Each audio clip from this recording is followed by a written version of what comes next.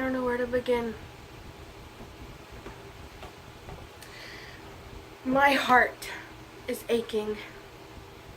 It has taken me months to really work out how I feel. And I'm sure that all of you can agree with me when I say, what were you thinking, Marvel? Hi, what's up? Welcome back to my channel. It's Lauren. And yeah, today we're going to be talking about Infinity War. This is going to be a two-part kind of little segment on my channel because this just, I don't want to make it a whole, long video. So I'm going to split it up into two, maybe 15-minute videos. So, yeah. So before we get started, there are a few things I'd like to talk about first. One, the opinions expressed in this film, or in this video, are my sole opinions. They do not have to be yours. They aren't yours. So with that being said, if you disagree with something I say, or if you have another opinion, please let me know in the comments. I'd love to talk about what you think, your personal opinions, your thoughts, comments. I love that kind of stuff. So please comment down below, because this film is crazy. So, like I said, these are my opinions. These don't have to be your opinions, and they're not your opinions. But if you share the same opinions as me, feel free to share that too, because that's awesome. So yeah, I just wanted to get that out of the way. Number two, stop right now. Well, not right now. Wait until I say something. If you have not seen Infinity War, please pause it and go watch Infinity War before you continue watching this. Pause it right now. Right now.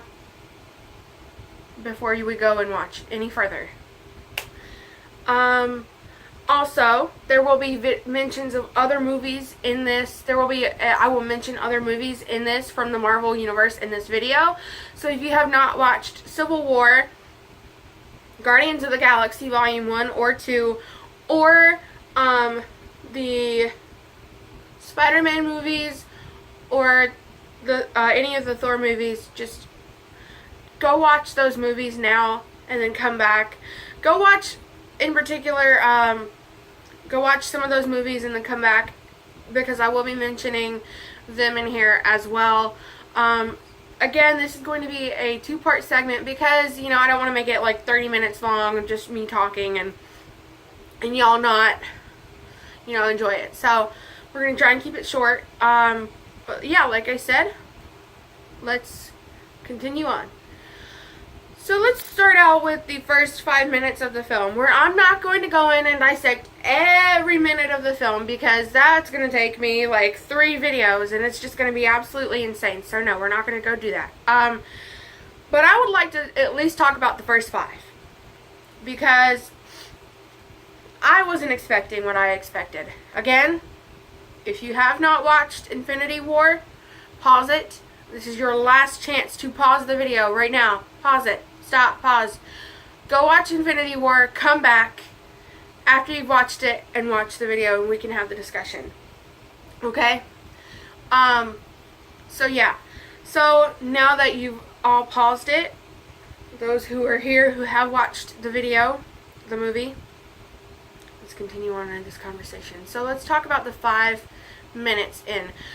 In my last Avengers book tag, y'all may have noticed that I was wearing some certain colors. Well, I'm wearing black today because this is how I feel. I know what you're probably thinking. Lauren, your eyeshadow is really dark. Darker than what we've seen it. And you're wearing black. You usually don't wear black. Yeah, usually, because I'm usually a happy person. I was not after watching that movie.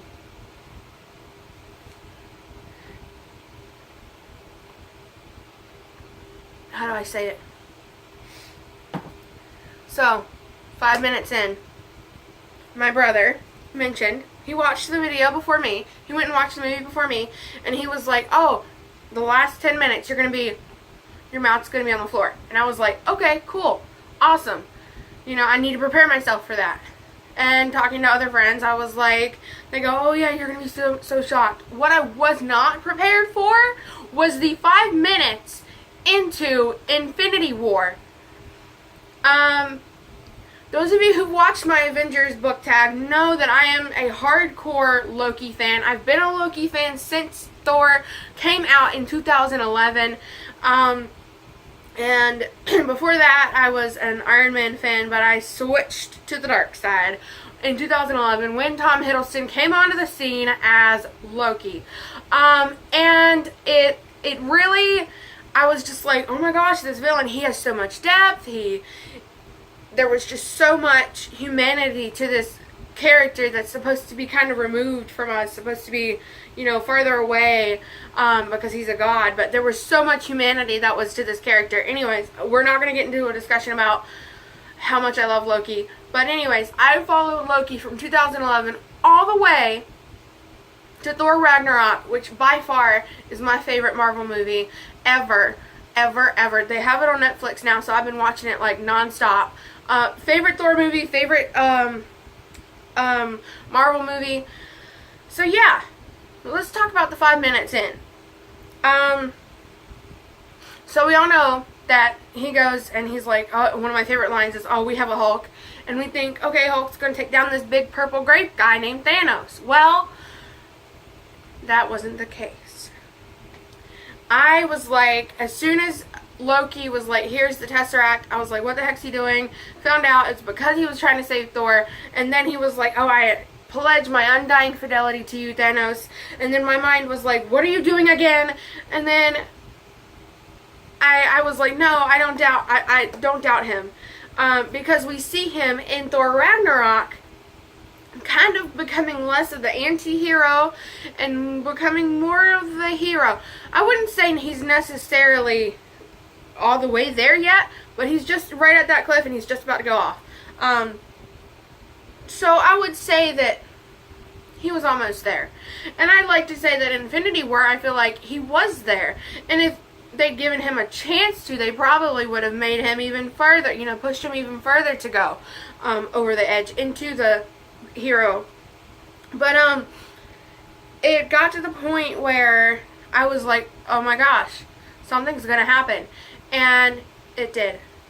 He snapped his neck because Loki was being the hero and he was like he was pledging his undying loyalty to Thanos, and he was really just gonna stab him, and then he was like, no, squeeze, no more resurrections this time. And my heart just is shattered into a million pieces. I started bawling my eyes out. It took me an hour to calm down, like an hour into the movie to calm down. So by that time I was like, good, gotten over that heartbreak. Let's talk about Loki's sacrifice for a moment. I think that as a writer, as a storyteller myself, and as a reader, I appreciate the way that they took him out. And the reason why is because he went out a hero. You know, he went out sacrificing himself for his brother. And to be honest with you, if I'm going to write a hero, or if I'm going to be the hero, I want to go out saving somebody else's life. I want to sacrifice myself for someone or something or some cause that I believe in. And I think that's it's one of my favorite tropes in reading. It's one of my favorite tropes in writing. As a storyteller, as a fellow storyteller myself, I feel like that was I loved it. It was if he doesn't come back in Avengers 4, then I feel like he probably, that's the way that I would have wanted him to go. I do want a little bit of that closure. I feel like all of us Loki fans want a little bit more of that closure because we didn't really get a chance to say goodbye to him. But as a storyteller, I appreciate what they did. And if you agree with me, you agree with me. If you don't, you don't. We're all adults here. You know, it's fine. But yeah, he sacrificed himself for his brother. And I think that was something that there's something to be said about that. You know, even if he wasn't a hero and he didn't save the whole entire world, and you know, he wasn't an Avenger, and you know, he was the anti-hero the whole time, I feel like for Loki saving his brother, whom he has loved, we all know deep down he really, really loved Thor. And we know that deep down he really was, it really was all about Thor for him. And so we see that, and at least I see that, and I think that this end couldn't have been better for him because of the fact that he did sacrifice himself for his brother, and the fact that he did go out as a hero saving his brother. You know, Thor would not have been there if he hadn't have handed over the Tesseract and done what he did. So, you know, he saved his brother, and I think that that there's a beauty in that. You know, that was a month after the initial shock of what happened. So the next step that I want to talk about is Gamora. She was my girl. Like, I liked her in Guardian. She was kind of cool. And then I was like, okay, whatever. Awesome. She's green. I like her. So then Guardians 2 comes out, and I'm like, yeah. I love Gamora. You know, I'm starting to get to like her a lot. And I'm like, well, I can't wait to see what, you know, she's going to do in Infinity War, because, you know, we'll get even more character development from her. We'll get even more plot development for her, and Quill and everything like that. And so I really wanted to see where she was going to go and what she was going to do. And then they had to go and do what they did to her. I was like, why? Why? Why, Marvel? Why? Oh my gosh. I will admittedly, I was not as attached to her as I am to Loki. I have invested my time, my energy, and my emotional stability into Loki. Like, I'm an OG Loki fan. I watched Thor in 2011, watched the Avengers, watched Thor the Dark World, and then watched Thor Ragnarok. Like, I have been invested. I've invested my time and energy and emotional stability in Loki. I have not been emotionally invested in Gamora as I would have liked to, and I think it's because of the fact that I haven't got to see a lot of growth from her. You know, she was kind of a same kind of hero throughout the whole thing, and I like it, but I wanted to see more from her. So that's, you know, I mean, I was a little upset that I didn't get to see, you know, where we were going to go and everything with Gamora. So yeah, and I have a theory that I'm going to talk about in the next video, after, you know, we finish talking about some other character things. But yeah, I was upset about that, and I was like, okay, and then I think the next death that got me, was Spider-Man. It completely blew me away as to how invested I guess I was in I'm still confused about that. I'm confused. I don't know, because I'm an OG Spider-Man fan. So, like, my brother was a huge Spider-Man fan. He had Spider-Man bed sheets, duvet covers, wall poster things, whatever. He had toys, he had games. Like, he was a huge Spider-Man fan back in the day. And I'm talking like OG Spider-Man, like Tobey Maguire and Kristen Dunst Spider-Man. So because of that, I kind of watched the Spider-Man movies, and I gained an appreciation for them, and I really liked the original. I liked the first one. I didn't watch the second one that much, and I was not a fan of the third one with the Dark Spider-Man. I don't know what his name is. I can't think of what the technical name of it is. But, yeah, you know, I'm an OG Spider-Man fan, so the original, like, Tobey Maguire fan. But, I mean, I never really was that much into Spider-Man to begin with anyways. So, the death that just got me, the two deaths that got me, again, you know, was my man Loki. Like I said, I've invested time, whatever. Loki was one, and Spider-Man. I was completely floored at myself for how I was feeling about Spider-Man's demise, because I was like, I watched Civil War, and that's where we see him first, is in Civil War, and then they come out with Spider-Man Homecoming, which is the solo film for him, and I didn't watch that. The only films that I've seen Tom Holland as Spider-Man in are Civil War and Infinity War. And I don't know why. Maybe it's Tom Holland that I love. He just does such a good job at him.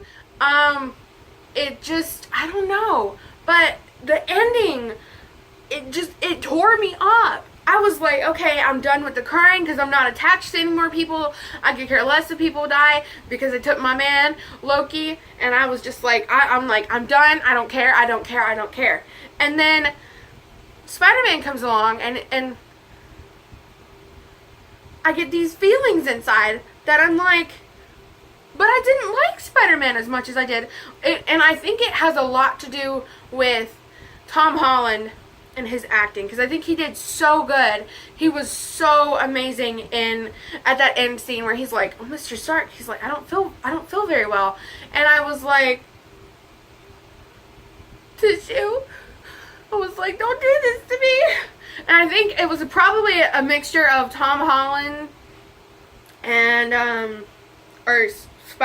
Tom Holland's acting and Tony Stark and his reaction. And I think that was it was the combo of those two that I was like, oh my gosh, no.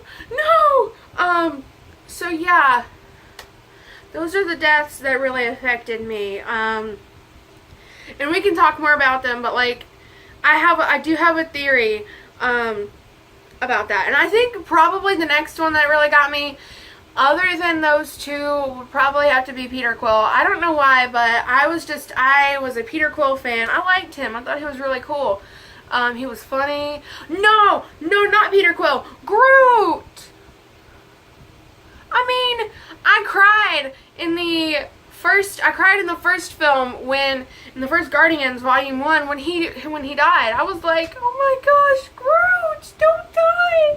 I loved him. And then you get introduced to Baby Groot in Volume 2 and you're just like, oh my gosh. And it's so funny because all his lines are, I am Groot. I am Groot. I am Groot. I am Groot. But like, you just fall in love with this character, and you go and you watch him, and it's like, now he's a teenager in Infinity War, and you're like, oh, okay, cool, this guy, he's cool, whatever. And then he goes and gets vaporized, and so I was attached to that one as well. So I was attached to Groot as well, and I think that one affected me. So yeah, that's gonna be it for this video. And the next one, I'd like to talk about a theory that I have about what I think is gonna happen. Maybe my predictions for Avengers 4 / Infinity War 2. Some just discussions about like some things that I have rumbling around up here in my writer's head. So all of you, please join me for that next one that we're gonna have. Like I said, I wanted to split it up into part 2. The video is already getting long enough. I apologize. I talked too much about Loki. Subscribe. If you're new here, hit the subscribe button down there. And hit the notification bell as well, because I may upload, but you may not be aware of it because you haven't hit the notification bell yet. So hit that bell. Hit the subscribe button. Follow me on Instagram, Twitter, and Goodreads. They are all Liv Loves Books 17. I look forward to seeing you on all of those, and I will see y'all next time. Bye.